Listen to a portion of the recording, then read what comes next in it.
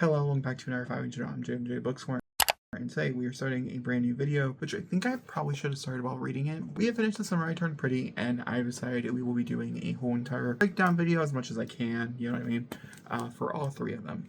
These are very short, and so honestly I was expecting to finish them like in a sitting. And if I had more time to dedicate to reading, I probably would have finished this like 4 or 5 days ago, maybe 3 days ago. But I didn't. Today was the most time I had to read, and I did read half the book today. Because of it, let's talk The Summer I Turned Pretty. This follows Belly. We'll do a non-spoiler review. I think I can probably just go off of this one book so you have an understanding, and we'll jump into spoilery fashions. I don't know how much spoilery fashion I have to say here. I would also like to mention, just because I'm just like hammering it down, I am doing novel versus videos for each one of these as well. We'll talk spoilers again in that video. I just want to give you a heads up. But I also want to document the process because I know that some people are going to be more interested, and I have a feeling the novel versus videos are going to lean more towards the television, being more specific on what's going on in there, the books.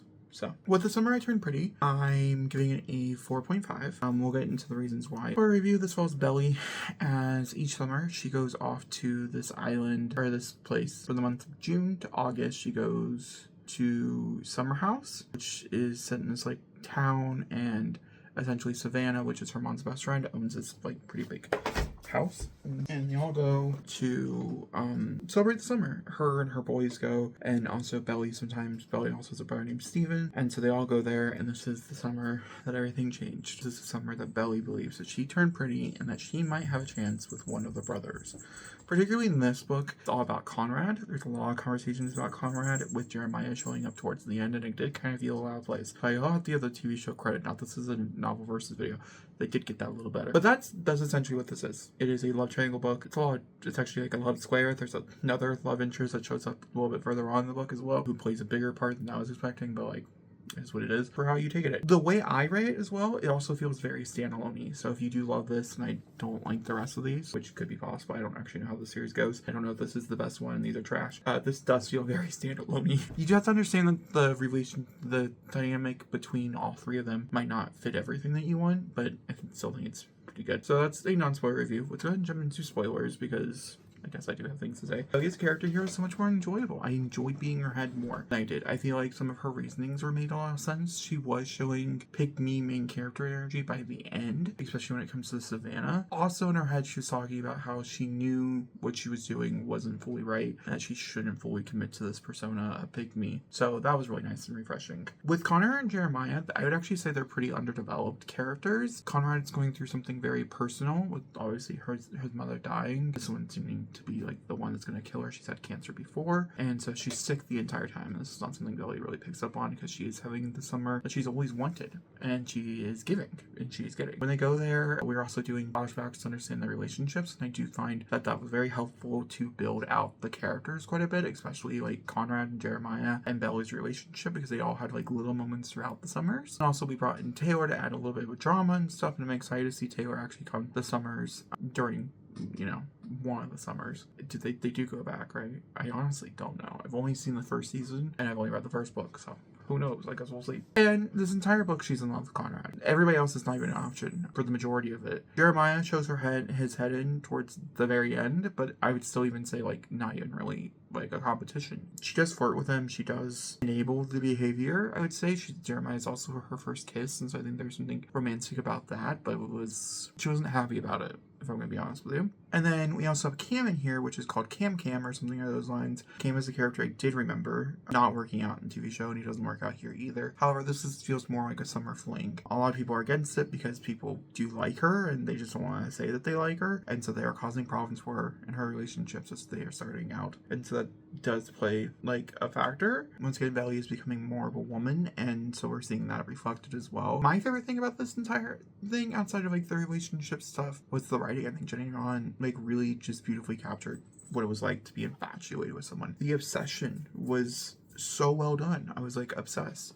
I was like, yeah, this is like, because it was so well done, I can't see Belly with anybody else. And I do know, because this is a very popular TV show, if you did not know, that she eventually does end up with Jeremiah at some point. I know that's in the books, because she doesn't end up Jeremiah at the end. She doesn't end up Jeremiah in the end in other places either. She ends up with Conrad, which is really interesting because her and Jeremiah like have this very big moment. You know, they all find out or whatever, and she's comforting Jeremiah and she's understanding Jeremiah, but she's still thinking about Conrad the entire time.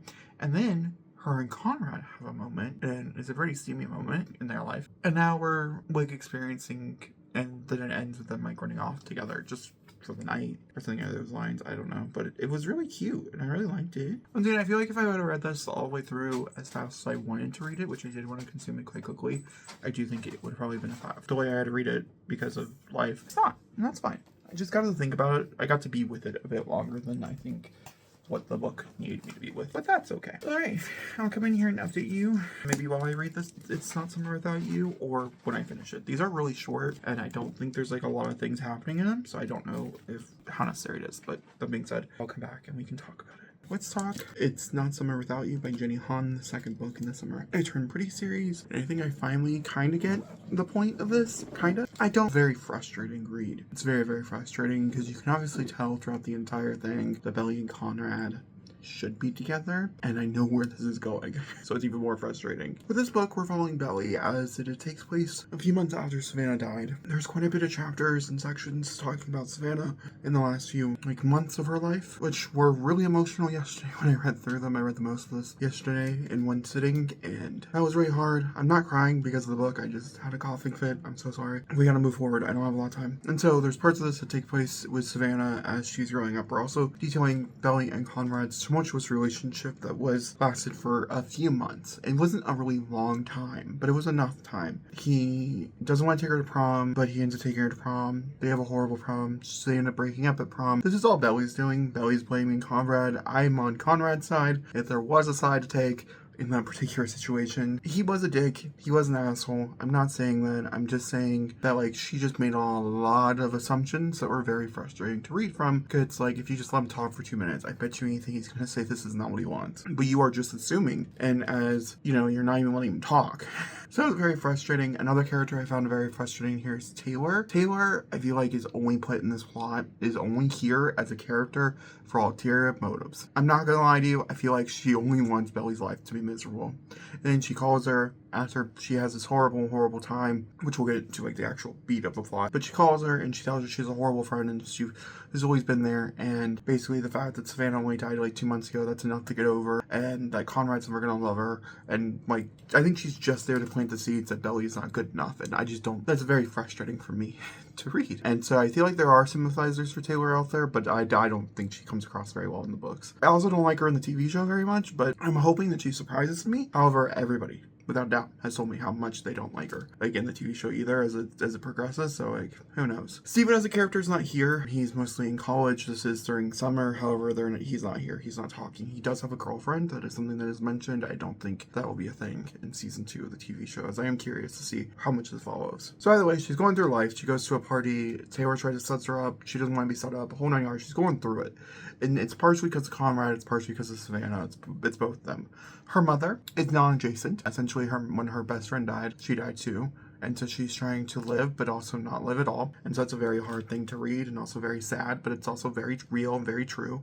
And so it's something that we as a viewer are going through and experiencing, Belly is going through and experiencing with, which is very tough and challenging, but also, I'd say very accurate, very true to what this is. The actual point of the novel is that Jeremiah calls her one night and says, hey, I really need you to come with me. Conrad's gone missing. Conrad's in school. He's in summer school. He didn't do particularly well during his normal freshman year or sophomore year of college. I can't remember how older he is. Didn't do the best, not very Conrad-like, and so they decide they're gonna go hunt him down. They go to his college, they meet some creepy people, and essentially they land on the fact that he went back to the Summers house. So they end up going back to the Summers house, and that's where the majority of the book stays. And then at the Summers house, they throw a few parties, things get said. For instance, at the funeral, Belly tells Conrad that he'll never be loved, that she hates him, and that he's a dick, all these different things. And so she does apologize to that, very drunk one night, while they're in present day Summers house. Also, there are sections of this book that are written from Jeremiah's point of view,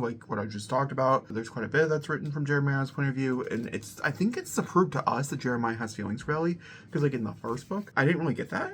I did get it in TV show. I think they presented it much better in the television show. But in this, it just seemed like a fun, like, little cute little fling and not, like, anything serious. Whereas this one, it makes it believe that Jeremiah has much better intentions for Belly. And from what I understand, he does not. So that's going to be interesting. And she does end up with him at the end of this book. Chooses him over Conrad. Conrad, you know, she says it very bluntly, being like, what the fuck? Like, we need to figure this shit out. I cannot continue going back and forth with you. We cannot continue doing this. And he says, they're both saying they're done, and that they regret it, and that they regret everything. I should mention, this is after the fact. So, okay, I'm jumping around a lot, sorry, I don't have a lot of time, so I'm trying to get through all the big points. The whole point of this is that we learn is that their dad, Jeremiah and Conrad's dad, is selling the Summers house, and Conrad does not want this house to be sold. His dad does not want this house because it reminds him too much of Savannah. However, Conrad wants it because of how much it reminds him of Savannah. And they can afford it, and there's nothing wrong with it. And his dad's saying, well, it's for your college, it's for whatever, it's for future use. And they're like, well, we choose not to. And so they throw a few ragers while they're there, as they do, as they're fighting for this house. Because that's what they're doing. Laurel ends up talking, like, into keeping it. But the thing here is he has to go back to school. He has to get C's. Doesn't have to be B's or A's, but he has to get at least C's on all of his terms and continue on with school. The house is theirs. The dad won't talk about it ever again unless, you know, they bring it up. And which, you know, kind of take it no matter what. Like, this is what your sons want. Like, what the fuck? But also, like, you do you, sweetie. It's fine. It's whatever. That's what they do. Then they drive him back to school where Jeremiah and Belly have been building this relationship. We also learned that Jeremiah was in a relationship, but it was a thoughtless relationship, so it doesn't really matter. They end up kissing in a car pretty heatedly, and Belly is the first time Belly's ever been, like, really turned on. Because even when kissing to Conrad, it was, like, magical. It was cute. It was movie. This is, like, steamy porn. It's the best way I know how to describe it. So, like, it was a different experience for her entirely, but Conrad ended up seeing this, and she is very much in the torn piece. She believed, because they got this whole thing, and everything's back to normal, that she was going to end up with Conrad. And yet her and Jeremiah are talking that they're going to end up together, just, like, a little before this. So it's, like, very messy. And so she goes and turns out to Conrad. They have this whole conversation. They say some things they don't agree with, but they don't cross any lines. There isn't a point where they're both like, we're never doing this again.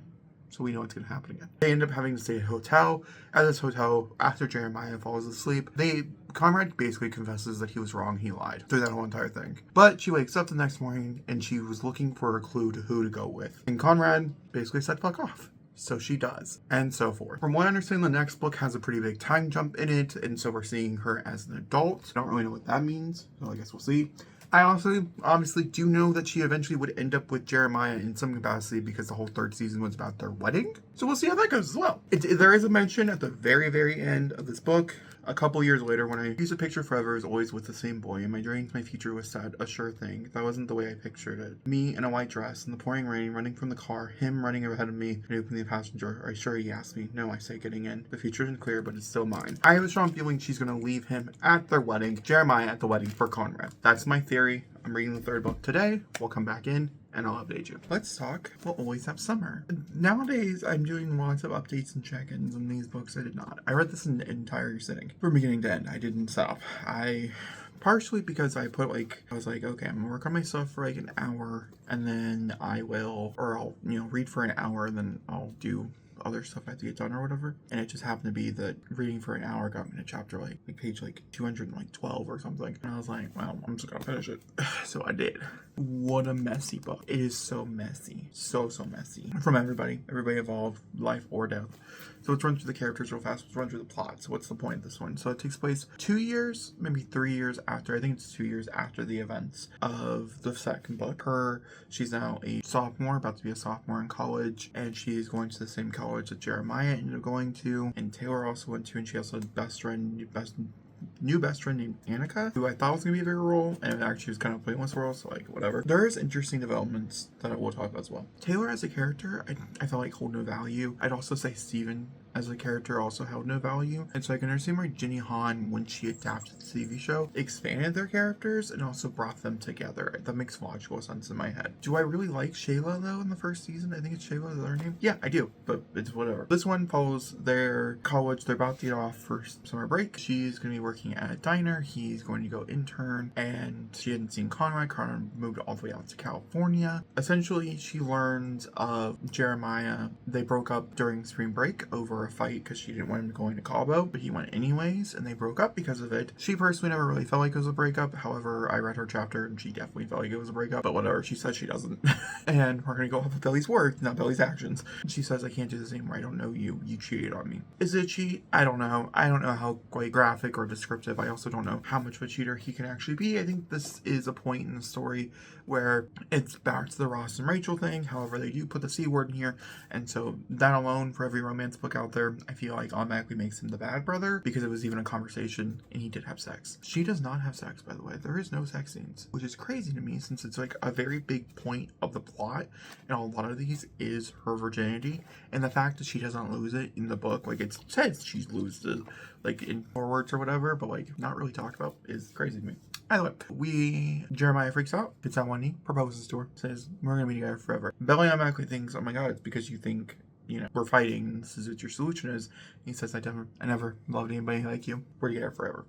She agrees. She says sure. She's not sure. She's thinking of Conrad the entire time. We jump back over to Conrad. So the second book had Jeremiah to cement Jeremiah as a like a perfect love interest, and now we're back to Conrad to show us that Jeremiah has a bad love interest, which we all knew, and that Conrad is actually endgame, which we all knew, making this way more messy than need be, but like whatever. And she ends up going back to Summers. She tells her entire family freaks the fuck out and says, you're not getting married, you're 18 years old. I am happy that they aged her up quite a bit, I'm pretty sure, in the TV show during this period of time. So that's nice. I think I have not watched season 2 or 3 yet, so I'll get back to you, but I'm pretty sure from what I remember from people talking about it, because this was everywhere. Like I couldn't avoid. That's how I knew they were gonna end up getting it into like a wedding. And the small wedding, which was gonna be like 10 people on a beach, ended up being 50 people on a beach that his dad entirely paid for. Originally, they were gonna use Susanna's money that was left over to them. He also hates the Summers house. That's also another big thing that I'm like, Belly, that's a red flag for you. You want to live in the Summers house. Like I have a strong feeling like when you grow up and you have kids, the Summers house is gonna be your house, and you want someone who wants to cherish your house like you. Oh, like, oh, I don't know, Conrad. And so Conrad's going through it. Essentially, she ends up, so her and Laurel, her mom,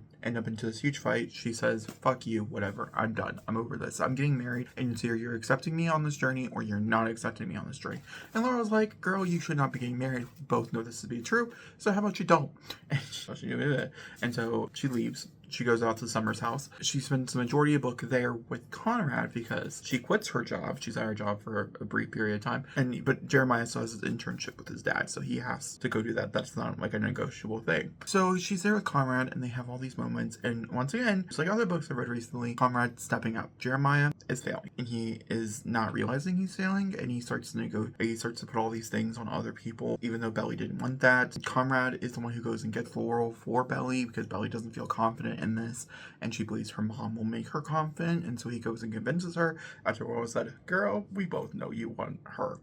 She ends up talking to a friend who I'm pretty sure is the same friend in the TV show that was introduced earlier that he's close with, confessing these love feelings. And so he feels like it's necessary, it's a need to tell Belly this, and so he tells Belly, and Belly freaks out. Belly doesn't know what to do, and she starts crying, and they have this like a horrible time on the beach, and Conrad shows back up.